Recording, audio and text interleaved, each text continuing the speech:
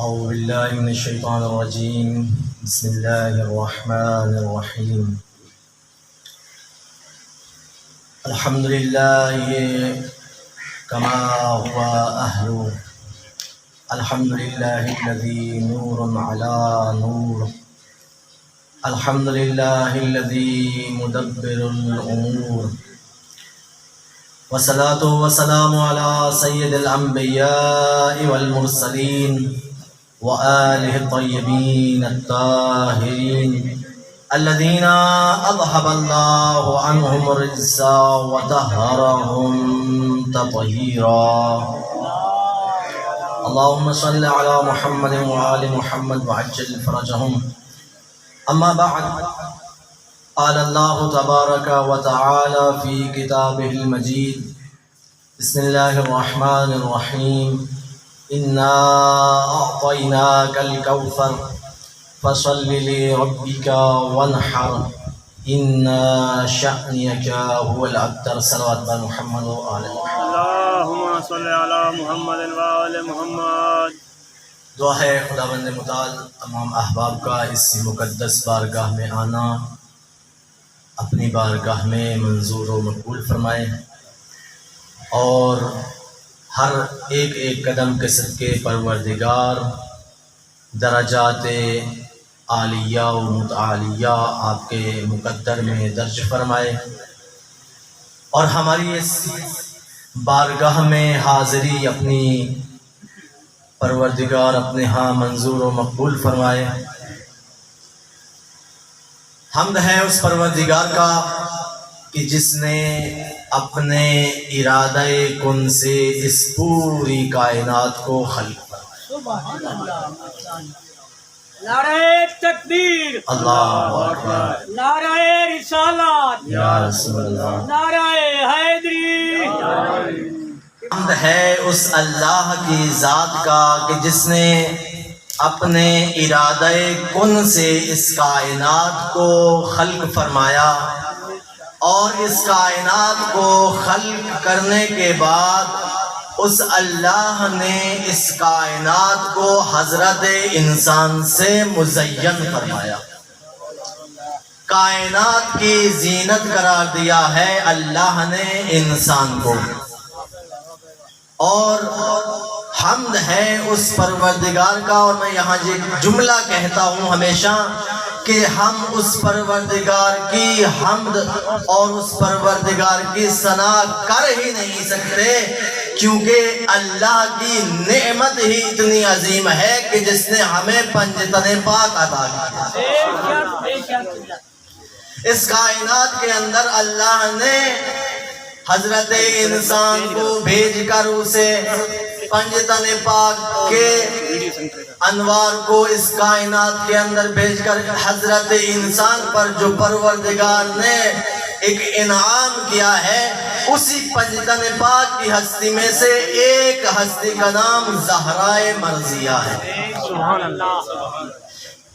تو میں نے آپ کے سامنے اللہ تبارک و تعالیٰ کی لا ریب اور بے عیب کتاب کہ جس کی سچائی کی گواہی وہ سچا اصدق الصادقین پروردگار خود دے رہا ہے، وہ فرما رہا ہے کہ ذالک الکتاب لا ریب فیہ، یہ ایسی کتاب ہے کہ جس میں کسی قسم کے شک و شبہ کی کوئی گنجائش نہیں ہے۔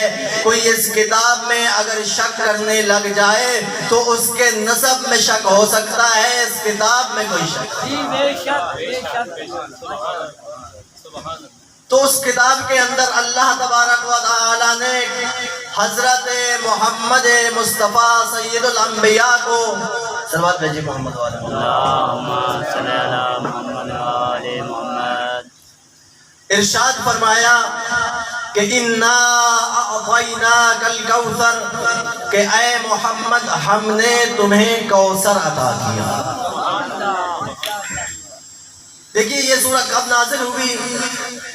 جب حضرت محمد مصطفیٰ سید الانبیاء کو اللہ تبارک و تعالی نے دو فرزند عطا کیے تھے، وہ دونوں اللہ نے واپس لے لیے، اور جب پیغمبر کی کوئی اولاد باقی نہ رہی تو مشرکین مکہ نے اور منافقین نے پیغمبر کو طعنے دینا شروع کیے، کہا هو الابتر، یہ اب اس کا کوئی نام و نشان باقی نہیں ہے، اس کی کوئی نسب و اولاد باقی نہیں ہے۔ اب طرح طرح سے پیغمبر کو یہ طعنے سننے پڑے تو پیغمبر نے بارگاہ پروردگار میں پریشان ہو کر بارگاہ پروردگار میں آئے تو پروردگار نے جب تسلی کے لیے اس سورہ کو نازل کیا تو فرمایا انا اعطیناک الکوثر فصل لربک وانحر انا شأنک هو الابتر، کہ اے پیغمبر ہم نے تمہیں خیر کثیر عطا کیا ہے، بس اس کے بدلے میں تم کیا کرو، نماز پڑھو اور قربانی دو، بے شک تمہارا دشمن ابتر ہے۔ یعنی پروردگار نے پیغمبر کو بتا دیا جو تمہیں ابتری کے طعنے دے رہے ہیں، جو یہ کہہ رہے ہیں کہ پیغمبر کی کوئی اولاد باقی نہیں رہی ہے، اللہ تمہیں بشارت اور خوشخبری دے رہا ہے کہ یہ ابتر ہو جائیں گے، تیرا نام رہتی دنیا تک باقی رہے گا۔ نعرہ حیدری،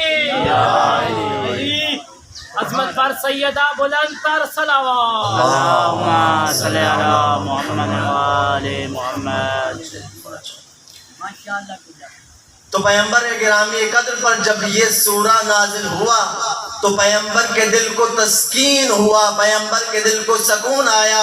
تو مجھے یہاں جملہ کہنے دیجئے کہ ابھی جناب زہرا کی آمد نہیں ہوئی ہے، جناب زہرا کی ولادت نہیں ہوئی ہے، صرف پروردگار خوشخبری دے رہا ہے کہ تمہیں زہرا عطا کی جائے گی۔ تو اس وقت بھی پیغمبر کے دل کو سکون آ گیا ہے، تو کہنے دیجئے کہ زہرا کی ذات ایسی ہے کہ جس کا اگر نام بھی آ جائے تو دلوں کو سکون پہنچ جاتا ہے۔ صلوات بھیجیے محمد و آل محمد۔ اللہم صلی علی محمد و آل محمد۔ دیکھیں میں کوثر کا ترجمہ بار بار جناب زہرا کی ذات گرامی سے کر رہا ہوں، یہ میں کوئی اپنی جیب سے یا اپنی طرف سے نہیں کہہ رہا، بلکہ اہل سنت اور اہل تشیع کے بہت سارے مفسرین نے اس میں مختلف اقوال لکھے ہیں کہ کوثر سے مراد جنت کی ایک نہر ہے، کوثر سے مراد مسلمان ہیں، بہت سارا مال کثیر ہے، اللہ نے امت زیادہ دی ہے پیغمبر کو، لیکن ان میں سے جو سب سے قوی اور سب سے بہترین قول ہے وہ یہ ہے کہ اس کوثر سے مراد جناب زہرا سلام اللہ علیہا کی ذات گرامی ہے، کیونکہ اگر جناب زہرا کی ذات اس سے مراد نہ لی جائے تو جو تیسری آیت ہے کہ جہاں پروردگار کہہ رہا ہے اِنَّا شَأْنِيَكَ هُوَ الْأَبْتَرُ کہ تیرا دشمن ابتر ہے، تو ابتری کے مقابلے میں آتی ہے اولاد، اور اولاد پیغمبر کی کوئی اور ہے نہیں۔ جو کہتے ہیں کہ پیغمبر کی چار بیٹیاں ہیں، وہ بھی سن لیں کہ پیغمبر کی 4 بیٹیاں ہوتی تو تانہ ابتری نہ ملتا، پیغمبر کو تانہ ابتری مل رہا ہے۔ اس کا مطلب یہ ہے کہ پیغمبر کی اس وقت کوئی اور اولاد نہیں تھی۔ پتہ چلا کہ اللہ نے پیغمبر کو جب جناب زہرا عطا کی تھی تو کوئی اور اولاد نہیں تھی۔ صلوات بھیجیے محمد و آل محمد۔ اور اس سورہ کوثر کی بہت ساری خصوصیات ہیں، جن میں سے ایک خصوصیت جو میں آپ لوگوں کے سامنے بیان کرنا چاہتا ہوں وہ یہ ہے کہ دیکھیے قرآن کے اندر اللہ تبارک و تعالی نے جتنی بھی صورتیں نازل کی ہیں ان صورتوں کے اندر جو آیات ہیں، آیات کے اندر جو الفاظ ہیں، جو قرآن کے الفاظ ہیں، وہ تمام صورتوں کے اندر کسی نہ کسی صورت کے الفاظ دوسری صورت میں تکرار ہوئے ہیں۔ یعنی اگر ایک آیت کسی صورت میں موجود ہے تو وہی آیت کسی دوسری صورت میں بھی موجود ہے، لیکن سورہ کوثر کا امتیاز یہ ہے کہ اللہ تبارک و تعالی نے اس صورت کے اندر جو الفاظ آئے ہیں وہ کسی دوسری صورت کے اندر ان الفاظ کا اور ان آیات کا تکرار نہیں کیا ہے۔ تو پتہ چلا کہ سورہ کوثر کی کی خصوصیت یہ ہے کہ یہ منفرد ہے، پورے قرآن سے الگ ہے۔ تو جب کوثر سے مراد حضرت زہرا کی ذات گرامی ہے تو اس کا مطلب یہ ہے کہ زہرا ذات ہی ایسی ہے جو سب سے منفرد اور الگ نظر آتی ہے۔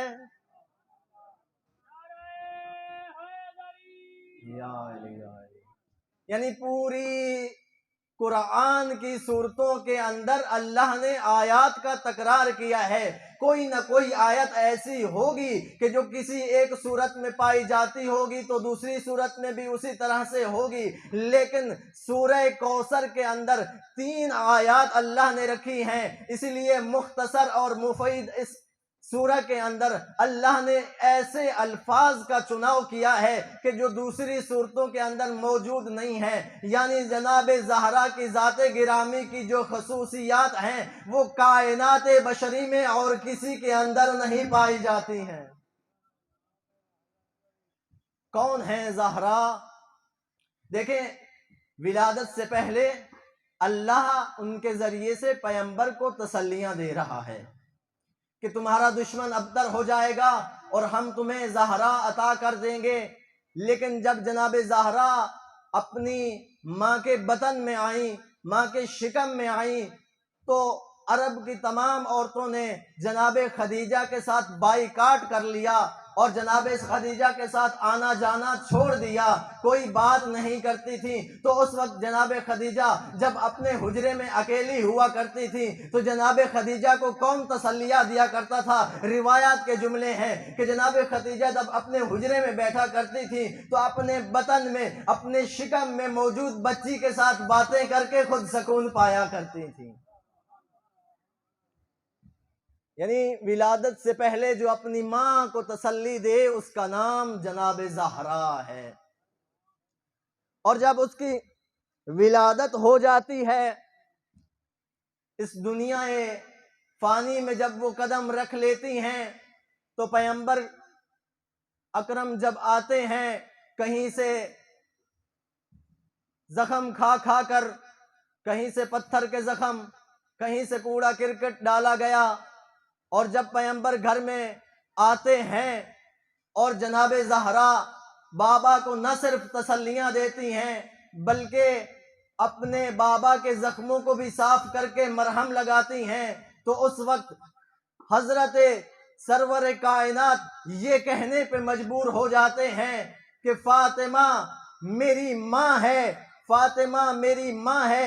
یعنی جس طرح سے اولاد کو ماں کے ساتھ سکون ملتا ہے، مجھے زہرا کے پاس اسی طرح سے سکون ملتا ہے۔ اللہ اکبر، یا رسول اللہ، یا علی اللہم صلی علی محمد وآل محمد۔ اور کون ہے یہ زہرا؟ جناب زہرا کی عظمت کے لیے ایک آپ کے سامنے واقعہ جو کتابوں کے اندر نقل ہوا ہے اس کو بیان کرنے کی سعادت حاصل کر رہا ہوں کہ جب قیامت کا دن ہوگا، اللہ تبارک و تعالی فرمائے گا اپنے فرشتوں سے کہ اے فرشتوں، جاؤ یہاں پہ کچھ اماریاں لگاؤ اور میرے انبیاء کو کہو کہ ان اماریوں میں، ان کرسیوں پر براجمان ہوں، بیٹھیں، اور سب سے اعلیٰ جو کرسی ہے اس پہ سرور کائنات حضرت محمد مصطفیٰ کو بٹھا دیجئے۔ پھر ارشاد ہوگا کہ جاؤ اور اوصیاء کی صفیں لگاؤ، اور اوصیاء کی صفوں میں سے سب سے اوپر جو صف لگائی جائے گی وہ علی المرتضیٰ کی ہوگی۔ اور پھر کہا جائے گا کہ نبیوں کی اولادوں کے لیے، نبیوں کی اولادوں کے لیے صفیں لگائی جائیں۔ جب ان کے لیے صفیں لگائی جائیں گی تو کہا جائے گا اس میں 2 منبر بلند کیجئے، 2 کرسیاں سب سے بلند رکھیے اور ان پر حسن و حسین کو بٹھا دیجئے۔ تو مجھے یہاں کہنے کی اجازت دیجئے کہ کائنات کے اندر پروردگار یہ سمجھانا چاہ رہا ہے کہ اس دن، جس دن کوئی کسی کا نہ ہوگا، جس دن انسان کو نفرا نفری اور افرا تفری کا عالم ہوگا، اس دن کائنات کے کچھ ایسی ہستیاں ہوں گی کہ جن کو اللہ کرسیاں عطا کر کے ان کرسیوں میں سے کسی کو بلند کر کے بٹھا دے گا۔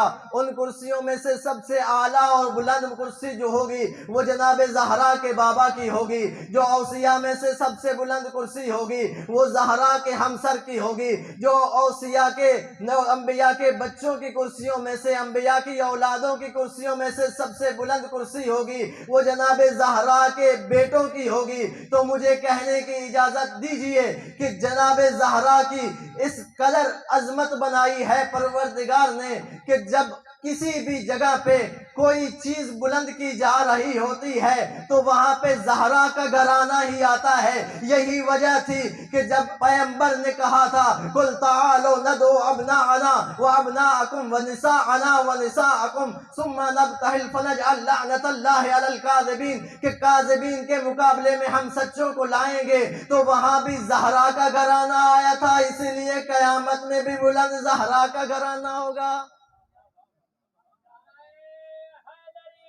یا علی یا علی۔ اتنی عظمت کی مالک جناب سیدہ، بس چند جملے مصائب کے، اللہ نے اتنی عظمت عطا کی کہ پیغمبر گرامی قدر فرماتے ہیں۔ دیکھیے آج ایک جملہ آ گیا ہے ذہن میں، کہتا چلا جاؤں۔ آج دنیا والے کوشش کر رہے ہیں کہ بہت سارے لوگ مقدس ہو جائیں، اور پارلیمنٹ سے ان کے مقدس ہونے کے بلوں کو کہیں کسی بل سے نکال کر لا رہے ہیں۔ تو یہاں پہ ایک جملہ کہتا چلا جاؤں، پیغمبر نے معیار دے دیا تھا کہ کون مقدس ہوگا، کون پروردگار کے ہاں مقدس اور کون پروردگار کی بارگاہ میں اعلیٰ و ارفع ہوگا۔ پیغمبر نے فرما دیا تھا یا فاطمہ ان اللہ یحب من احبک ویبغض بغضبک، کہ اے فاطمہ پروردگار تیرے غضب کے ساتھ غضبناک ہو جاتا ہے، اور تیرے خوش ہونے کے ساتھ اور جس سے تو خوش ہو جاتی ہے پروردگار اس سے خوش ہو جاتا ہے۔ دیکھیے یہاں پہ ایک جملہ کہنے جا رہا ہوں، بہت لطف آئے گا۔ یعنی پیغمبر نے معیار دے دیا کہ کون رضی اللہ ہوگا، جس سے جناب زہرا کی ذات راضی ہوگی تو اس کو رضی اللہ کہہ دیجئے گا، کیونکہ پیغمبر کہہ رہے ہیں کہ ان اللہ یرضا برضا کے ویغضب بغضب کے، کہ اے فاطمہ پروردگار تیری رضا کے ساتھ راضی ہو جاتا ہے اور تیرے غضب کے ساتھ غضبناک ہو جاتا ہے۔ تو دنیا والوں دیکھ لینا، جس سے زہرا راضی ہو جائے اسے رضی اللہ کہہ دینا، جس سے زہرا کی ذات راضی نہ ہو اسے کبھی رضی اللہ کی ڈگری مت دینا۔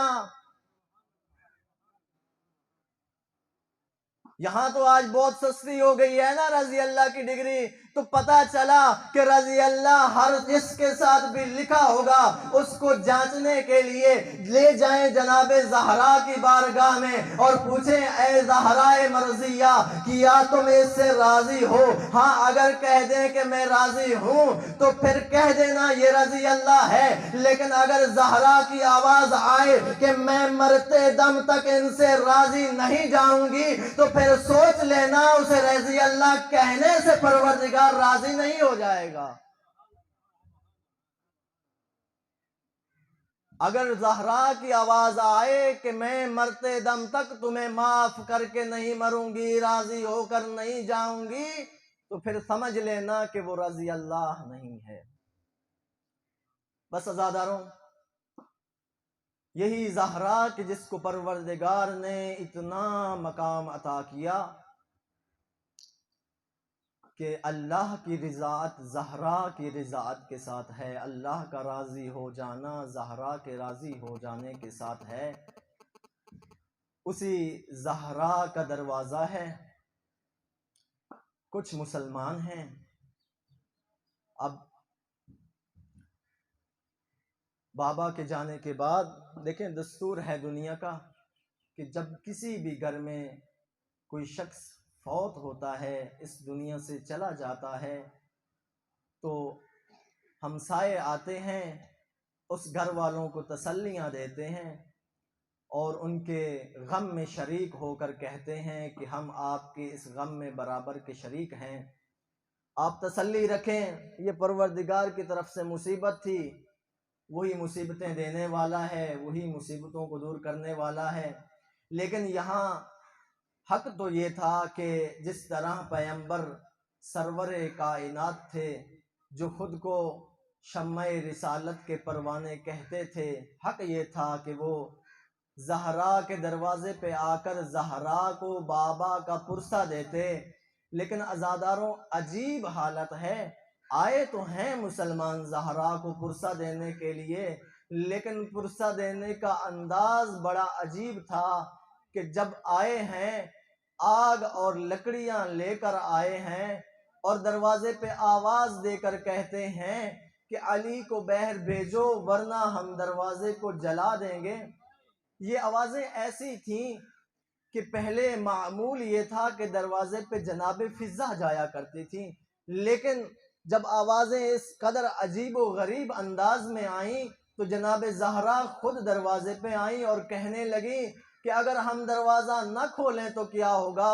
جناب زہرا نے انکار کرنا شروع کیا، ادھر سے اصرار بڑھا، ادھر سے انکار بڑھا۔ جب کہا نا کہ دروازہ نہ کھولیں تو کیا کریں گے تو کہنے لگے کہ ہم دروازے کو جلا دیں گے۔ اس وقت جناب زہرا کہنے لگی اس میں تو حسنین رہتے ہیں، تو کہنے لگے ولو کانا، اے عزیزان میں تمہیں اس ولو کانا کا ترجمہ اردو میں بتانا چاہتا ہوں۔ یہ گویا یہ کہہ رہے تھے کہ اگر اس گھر میں حسنین رہتے ہیں تو کیا ہو گیا، ہم کسی حسنین کی عزت کے حرمت کے قائل نہیں ہیں۔ کہنے لگے ہم دروازے کو جلا دیں گے، علی کو باہر بھیجو۔ عزیزان ادھر سے اصرار بڑھا، ادھر سے انکار بڑھا، یا اچانک کسی ایک ظالم نے دروازے کو پاؤں کی ٹھوکر لگائی۔ پاؤں کی ٹھوکر لگنی تھی، دروازے کو آگ لگائی گئی، ایک طرف جلتا ہوا دروازہ، دوسری طرف دیوار، پتھروں کی دیوار اور جلتے ہوئے دروازے کے درمیان میں آ گئی زہرا۔ اللہ اکبر۔ عزیزان جب دروازہ جلتا ہوا تھا جناب زہرا غش کھا کر زمین پر گری، یہ فوج دروازے کے اوپر سے گزرتی رہی، جلتے ہوئے دروازے کے نیچے زہرا تھی۔ جب ہوش آیا جناب فضہ کو بلایا، پوچھا اینا ابو الحسن، میرے علی کہاں ہیں؟ آواز آئی کہ اس کے گلے میں رسیاں ڈال کر مسجد لے گئے ہیں۔ جناب زہرا نے اپنے درد کو بھول گئی، کہا مجھے بابا کا ماما دیجئے۔ بابا کا ماما لیا، مسجد کا رخ کیا۔ عزیزان جب مسجد میں آئی کیا حالت دیکھتی ہیں کہ علی کا گلا ہے، گلے میں رسیاں ہیں، علی کا سر جھکا ہوا ہے۔ جناب زہرا نے جب اپنے ہمسر اپنے سر کے تاج کے دامن میں ہاتھ ڈالا تو ایک ملعون نے ایسا تازیانہ مارا، 75 دن بابا کے بعد یا 95 دن زندہ رہی اور اس دائیں ہاتھ سے تسبیح نہیں پڑھ سکتی تھی۔ عزیزان اب یہ ظلم ہو گیا۔ میں مختصر کرنے لگا ہوں کہ جناب زہرا کی حالت کیا ہوتی تھی۔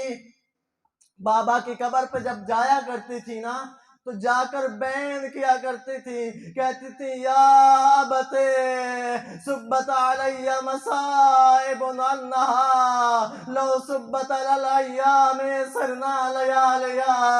بابا تمہارے جانے کے بعد زہرا نے ایسے دکھ دیکھے ہیں، اگر یہ سیاہ راتوں پر آتے تو وہ سیاہ راتیں سفید دنوں میں تبدیل ہو جاتی۔ عزیزان یہ ایک اور بین بھی کیا کرتی تھی، آج آگے بابا کی قبر پہ کہتی تھی یا ابتے کانت وحیدتا فریدا۔ بیت الاحزان میں شیخ عباس قمی نے لکھا ہے کہ جناب زہرا کی حالت کیا تھی۔ جناب زہرا مدینے کے گلیوں گلیوں میں بابا کی قبر کا راستہ بھول جایا کرتے تھے۔ عزیزان کہتی ہیں یا ابتے کانت وحیدتاً فریدا، اے بابا تمہارے بعد زہرا اس دنیا میں اکیلی رہ گئی۔ الا لعنت اللہ علی القوم الظالمین وسیعلم الذین أَیّ منقلب